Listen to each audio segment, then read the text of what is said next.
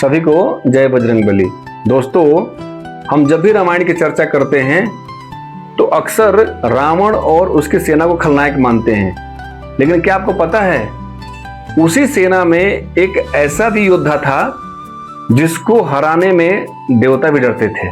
उसका नाम था मेघनाथ यानी इंद्रजीत। मेघनाथ रावण का बेटा था।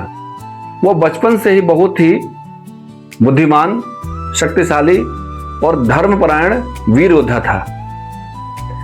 उसने अपने तपस्या से भगवान शिव और ब्रह्मा जी को प्रसन्न कर अनेकों वरदान और शक्तियां प्राप्त कर ली थी। हालांकि वह रावण का बेटा था, लेकिन उसमें कुछ अच्छी बातें भी थी। वह एक महान योद्धा था। वह अपने पिता के प्रति पूर्ण वफादार था। वह किसी को युद्ध में धोखा नहीं देता था। एक बार देवताओं और राक्षसों के बीच में भयंकर युद्ध हुआ। उस युद्ध में मेघनाथ ने देवताओं का राजा इंद्र को परास्त किया। इसीलिए उसका नाम इंद्रजीत पड़ा, यानी कि जो इंद्र को जीत जाए।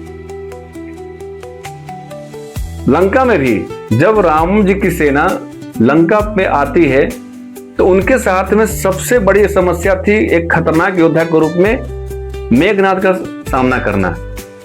लेकिन जैसा कि हम सभी जानते हैं कि हमेशा ही अधर्म पर धर्म की विजय और असत्य पर सत्य की विजय होती है। मेघनाथ की अनेकों लड़ाइयां लक्ष्मण की सेना और वानर सेना में हुई, जिसमें मेघनाथ ने काफी परेशान किया, लेकिन अंत में लक्ष्मण जी ने मेघनाथ को पराजित कर लिया। हर एक कहानी के दो पहलू होते हैं। रामायण में भी राम जी जहां एक धर्म के प्रतीक थे, उसी रामायण में मेघनाथ एक महान योद्धा का प्रतीक था।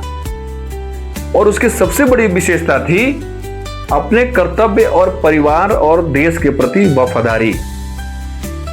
इतिहास हमें यह सिखाती है कि किसी भी व्यक्ति को जानने और समझने के लिए पहले उसकी पूरी कहानी को जाननी चाहिए, क्योंकि कभी कभी दुनिया जिसको खलनायक समझ लेती है, खलनायक बताती है, वो भी अपने नजरिया में एक महान योद्धा होता है।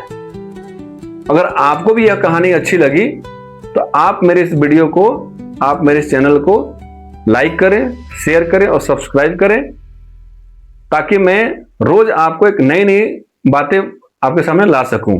तब तक के लिए सभी को जय बजरंगबली।